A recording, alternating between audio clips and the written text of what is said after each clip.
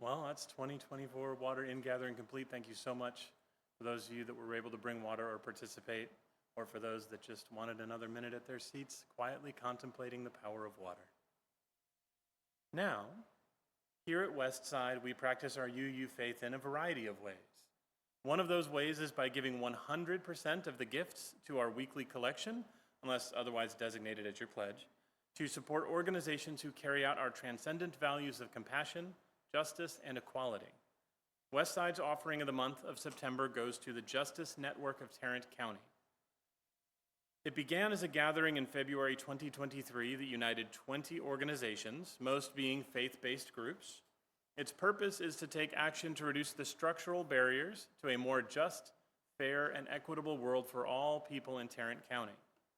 Justice action teams are jail and criminal justice reform, LGBTQ+ equality, public education, reducing gun violence, and voting rights. The teams focus on rapid responses to critical issues, consistent responses to chronic policy-driven problems, education for our members and the public, and getting out the vote in 2024. Westside is a Justice Network member. Early actions of the Justice Network have been the jail team's focus on improving the dangerous conditions at the county jail. Jail team and Westside member Reed Bills emphasizes the need to push for jail reform that alleviates overcrowding by ceasing arrests of individuals with mental health issues or minor offenses. To quote Reed, "Equally urgent is the need to stop jail deaths, which will require a change in the culture and training of jail staff from the sheriff on down." Reed, Westside members Linda Hanratty and Bob Van, and other Justice Network members have actively participated in commissioner court meetings for over a year, pushing for reform and advocating for families affected by inmate deaths. Please thank these relentless justice seekers when you see them and ask how you may help support the effort. Let's also support the Justice Network, which is the catalyst for this work, by donating today. You can also give online through our church's giving page or by using the Vanco mobile app, which you can download from the App Store. Also, if you're in person, this little QR code down here at the bottom will take you to the online giving. Just select the Service Project Fund and add in the name of this month's recipient, Justice Network of Tarrant County. You can also mail a check to the church at 901 Page Avenue, Fort Worth, 76110. Thank you for your contribution today. And if you're giving to your stewardship pledge instead, use one of the envelopes at the little bottom of the bowl. And now let us enjoy this musical offering, Swan by Karen Tanaka, performed by Yuki.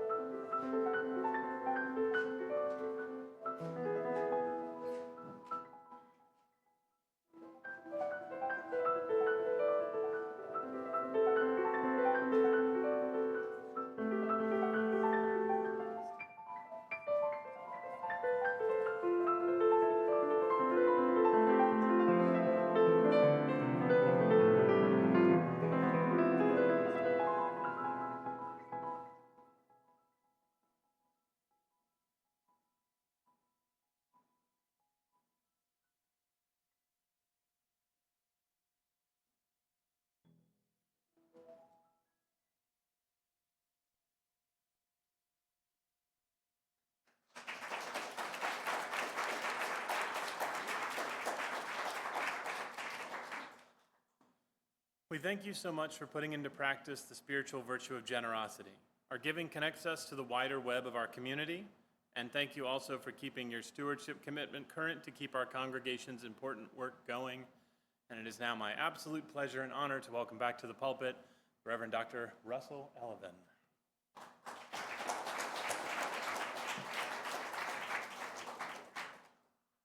I love to do responsive readings.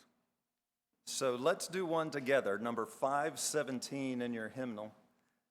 And if you happen to be here Saturday for the town hall meeting, I will tell you why I love to do responsive readings.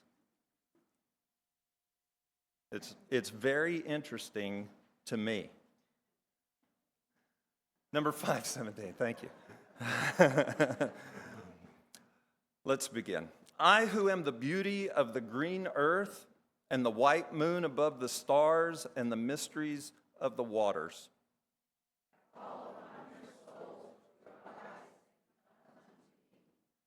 For I am the soul of nature that gives life to the universe.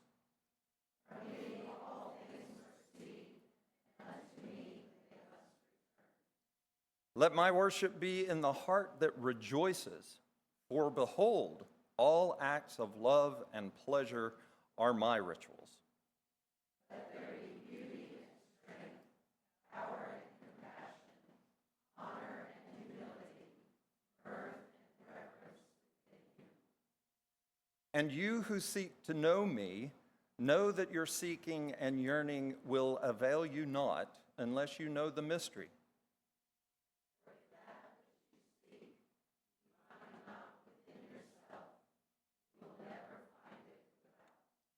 For behold, I have been with you from the beginning.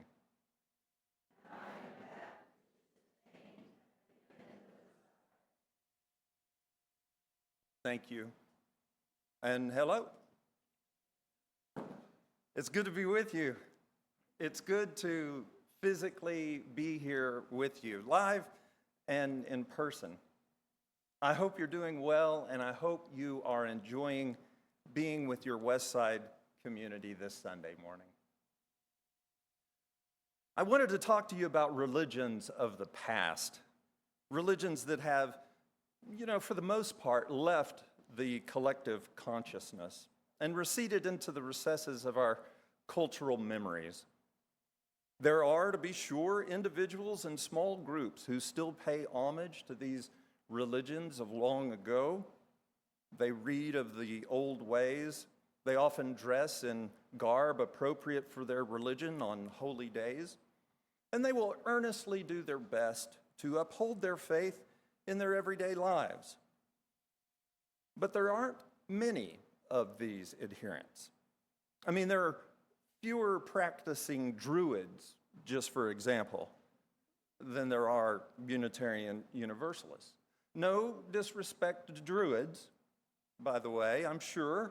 Theirs is a fine religious tradition, and sheer numbers of adherents do not necessarily equate to efficacy.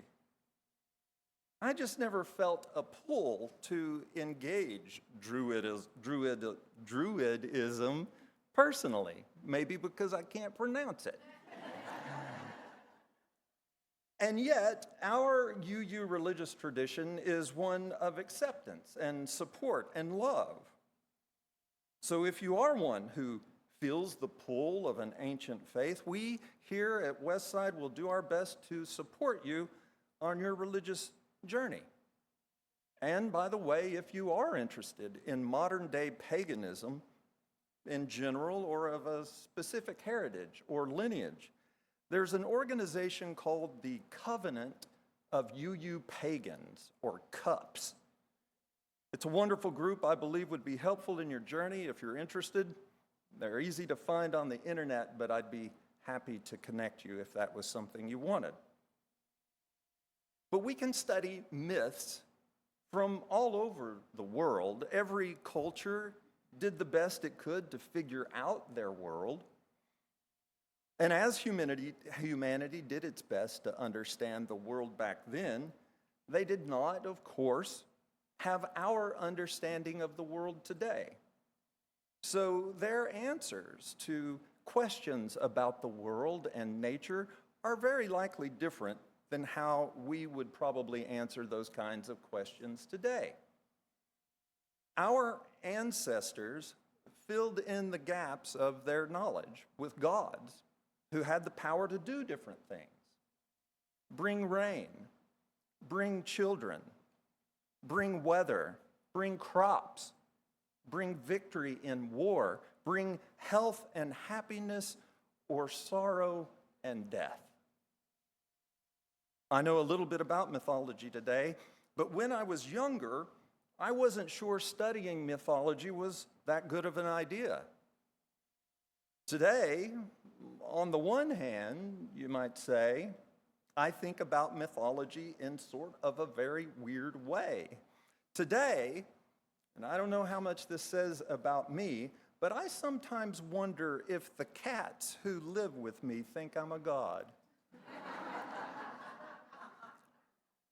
I mean, it is directly because of me that food magically appears, that waste is collected and disposed of, and while maybe a bit more confining, the shelter I provide is, I believe, both comfortable and safe. But this would also be telling that I've not lived with cats as long as some of you have, because you know it's a silly idea that a cat might consider me a god. I'm reminded of the old joke that talks about a dog and a cat who go to heaven, and God asks the dog, so in your time on earth, what do you believe? And the dog says, I had a loving family that played with me, petted me and fed me, so I protected them and loved them back. I believe that loyalty is a dog's best attribute. That's a wonderful lesson, Spike, said God. And then God asked the cat, so in your time on earth, what do you believe? And the cat looked at God and replied, I believe you're sitting in my chair.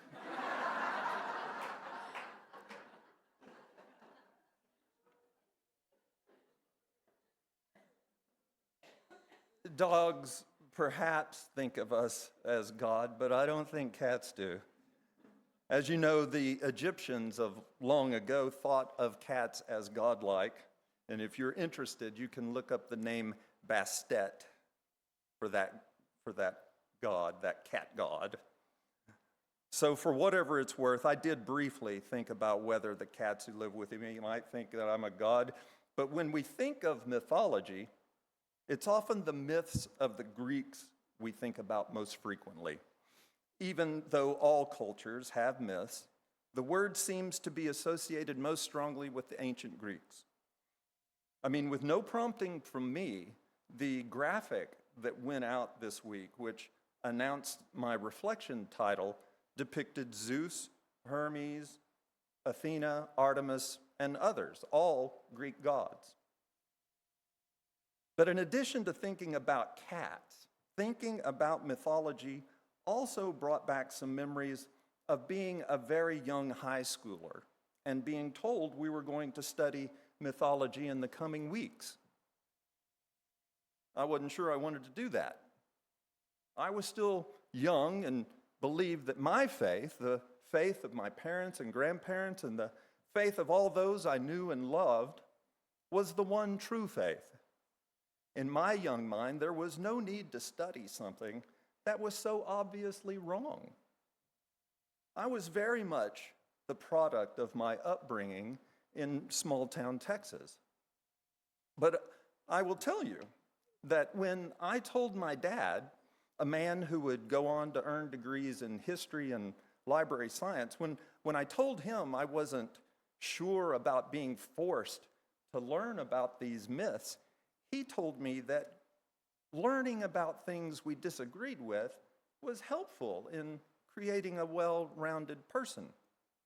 Christianity, he said, was on solid footing and could withstand my questions and concerns. He wasn't worried about my faith going away. But I also think it's fair to say that today, my dad still cannot believe my religious quest led me to Unitarian Universalism, a faith he still can't quite figure out yet. But in some real sense, my father was saying that my lack of mythological knowledge was my Achilles' elbow. And so I studied Greek and Roman mythology. At first, it was all very confusing to me. There were so many gods, gods for everything. I couldn't keep them all in my head because it all seemed so big and complex. I mean, my religion just had one God. This God knew everything and could do anything. Well, it was really three gods, but I found out about mythology that exactness or precision is not always required. You can have three gods, for instance, and say that they're really only one God, and we're still good to go.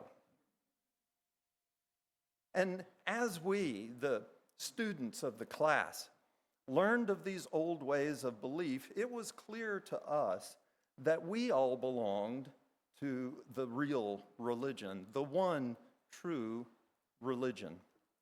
While the Greeks created beautiful statues of their gods and built glorious temples dedicated to their gods, it was the consensus of the classroom that the Greeks and Romans were wrong. There was obviously one true religion, the Christian religion, and these folks had obviously not seen the light. We also learned that Christians began calling the people who disagreed with their religious beliefs pagans.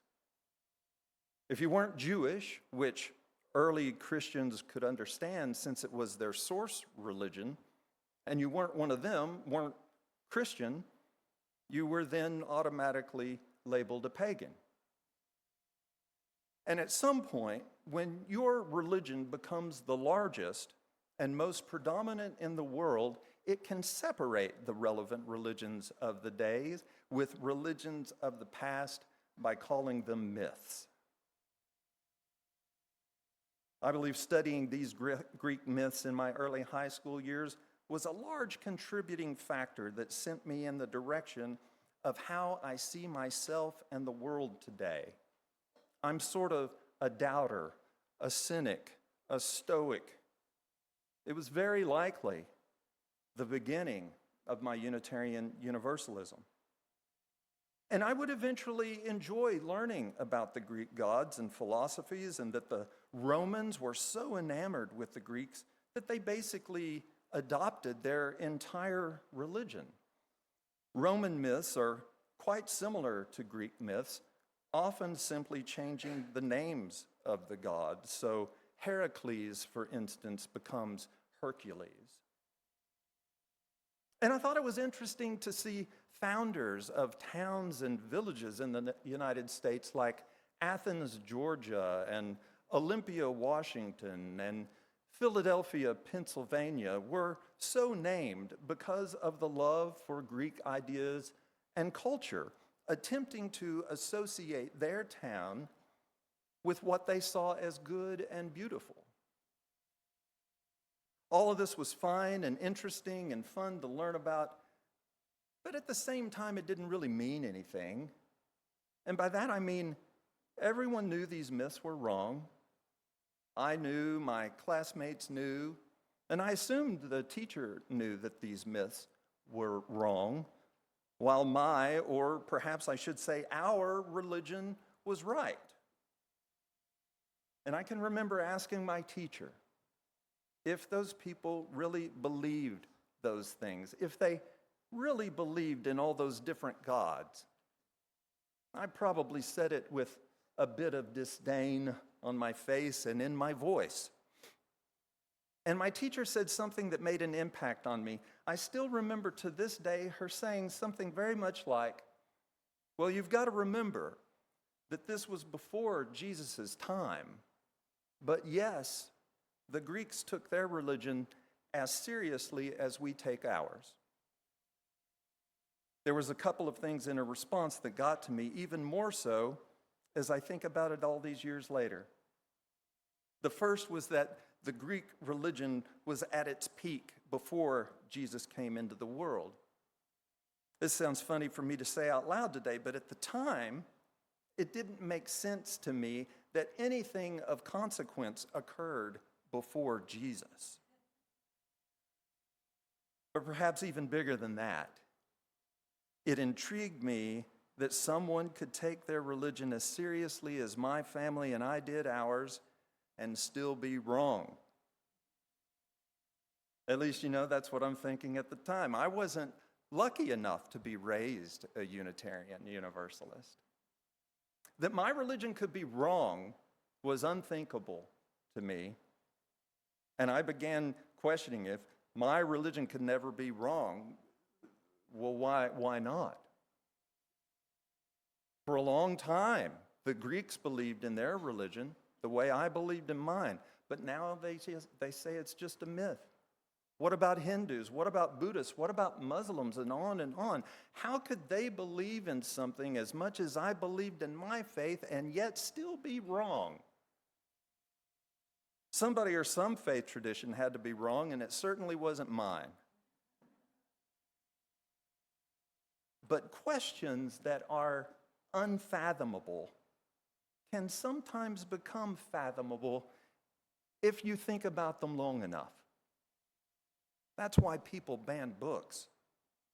By banning books, they attempt to make sure the unfathomable stays that way.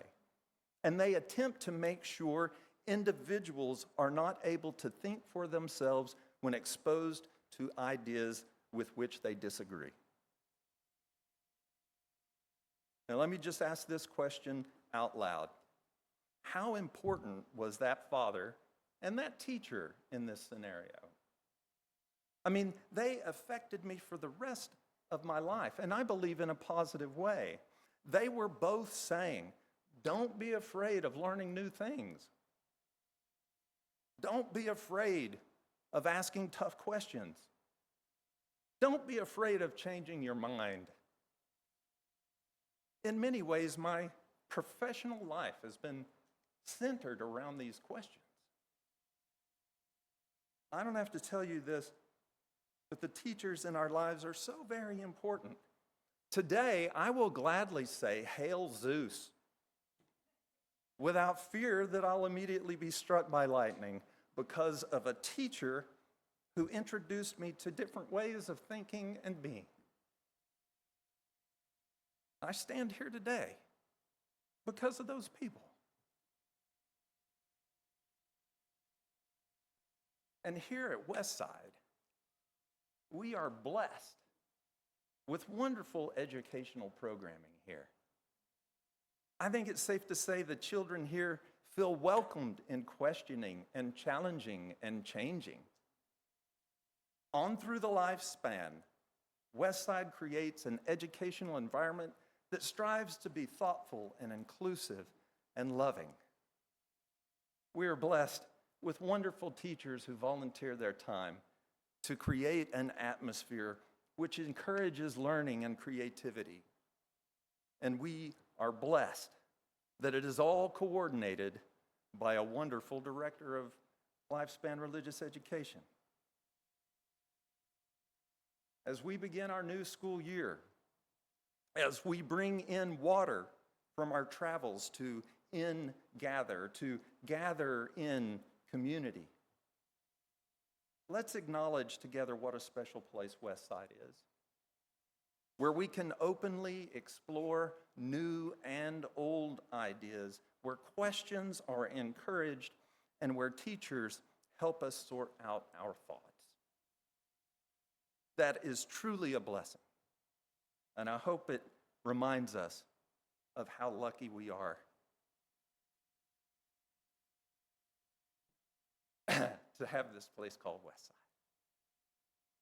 As we rise, body or spirit, and join together and sing our closing hymn. It's actually number 295. Sing our praises for the journey. We'll sing all three verses.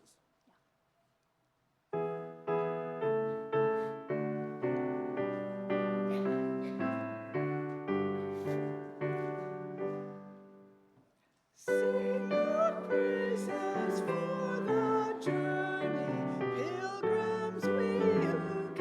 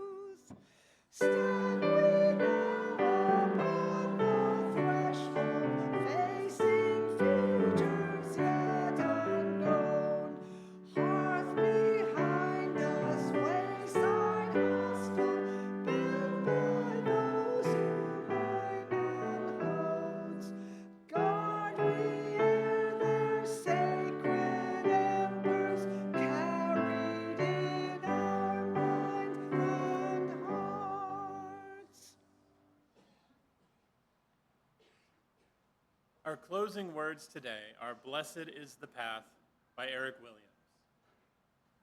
Blessed is the path on which you travel. Blessed is the body that carries you upon it. Blessed is your heart that has heard the call.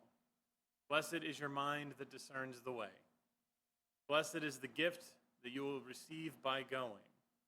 Truly blessed is the gift that you will become on the journey. May you go forth in peace.